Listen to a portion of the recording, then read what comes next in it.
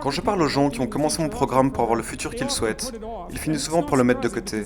Et ce n'est pas étonnant parce que c'est difficile. Et c'est souvent plus que ça. Ils me disent, je ne sais pas écrire, je vais faire un mauvais boulot, j'aime pas faire les devoirs, je vais devoir le faire parfaitement, je vais devoir attendre jusqu'à avoir 7 ans. Et une excuse est déjà suffisante pour que tu arrêtes. Et les 5 en même temps, c'est juste fini. Alors je dis souvent aux gens, faites-le paragraphe par paragraphe, un petit peu à la fois, et faites-le mal. Parce que vous pouvez faire ça. Je dis souvent à mes étudiants, quand ils font leur thèse de master, écris un premier essai super mal, et ensuite on a une petite conversation à propos de ça, parce qu'ils ne pensent pas que je sois sérieux. Parce que ça a l'air d'être un cliché dans un sens, mais ce n'est pas un cliché du tout. Tu es très mauvais en écriture, mais quelqu'un te met un flingue sur la tempe et te dit « Tu dois avoir écrit 100 pages de ta thèse lundi prochain, ou je te tire dessus. » Et je m'en fous de la qualité du travail. Eh bien, je peux te dire que tu vas t'asseoir et écrire. Et ensuite, tu l'as, tu vois. Tu as quelque chose. Et puis tu peux l'améliorer. Tu peux réitérer ce premier essai. C'est ce qui a le plus de valeur, c'est ce dont tu as besoin. Tu as besoin d'une première mauvaise version de toi-même. Il y a une idée que Jung a développée à propos des escrocs et des bouffons du roi. L'escroc est le précurseur du sauveur. Et c'est une des choses que j'ai apprises de Jung. Et c'est tellement peu probable, on ne s'imagine pas ça. C'est tellement étonnant que ça puisse être le cas. Ça peut sembler absurde que le faiseur de troubles, le comédien, le fou, soit le précurseur du sauveur. Et pourquoi? Eh bien parce que tu es un fou quand tu commences quelque chose de nouveau. Et si tu refuses d'être un fou, tu ne vas jamais rien commencer dans ta vie.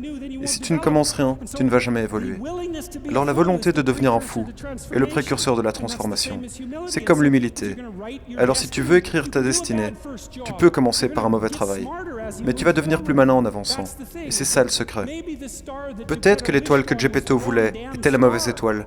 Mais au moins c'était une étoile. Au moins c'était dans le ciel. Au moins, ça le tirait vers l'avant.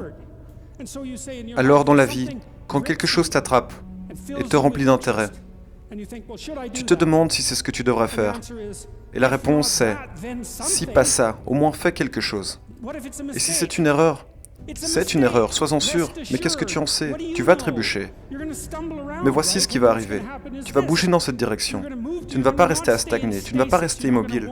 Et je vois des gens comme ça, ils me disent « je n'ai jamais su quoi faire dans ma vie. Et maintenant j'ai 40 ans. » Eh bien c'est pas bon. C'est vraiment pas très bon. Et la littérature parle de ça, et suggère que les gens, quand ils regardent dans leur vie, ils sont bien plus malheureux à cause des choses qu'ils n'ont pas faites, plutôt que les erreurs qu'ils ont pu commettre. Alors ça vaut vraiment la peine d'y réfléchir. Une erreur rédemptrice est une erreur qui arrive quand vous essayez de faire quelque chose. Vous vous dites, ok, je vais essayer de faire ça, mais vous n'êtes pas bon, vous faites des erreurs, et vous pouvez voir les conséquences. Quand vous faites attention, vous n'êtes plus si bête. Et c'est ça le truc, vous comprenez les conséquences de vos erreurs. Mais vous suivez le phare, vous suivez la lumière, mais vous êtes aveugle. Vous ne savez pas où est la lumière. La lueur est faible et vous avez peur de la suivre. Mais vous faites quelques pas hésitants pour essayer de l'atteindre. Et en faisant des pas maladroits dans cette direction, vous devenez illuminé, éclairé et informé grâce à vos expériences. Parce que vous faites violence pour aller plus loin que là où vous êtes.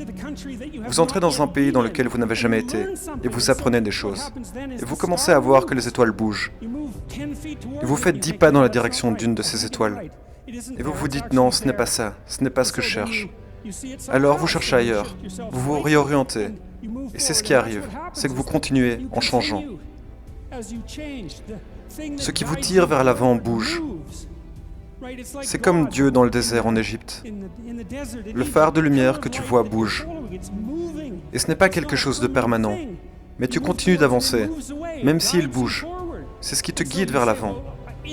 Et vous dites, je vise le paradis. Et la réponse c'est non, tu ne pourrais pas voir le paradis, même s'il était devant toi. Mais tu peux en voir une lueur. Alors tu te diriges vers elle, et tu évolues. Et la prochaine fois que tu ouvres les yeux, tu pourras voir la lumière plus clairement. Et ce qui arrive, c'est que ça arrive encore, et la lumière continue de bouger.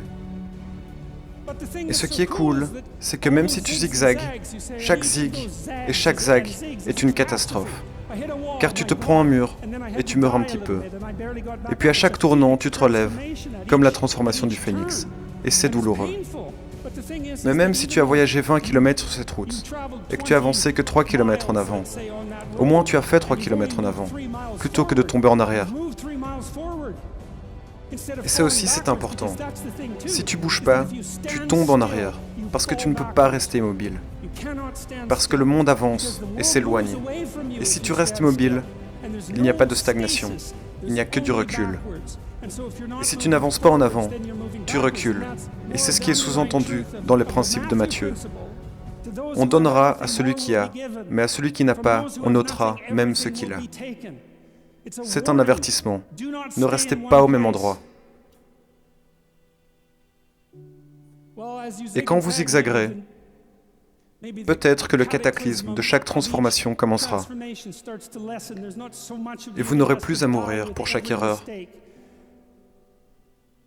Et peut-être que vous serez enfin bien orienté.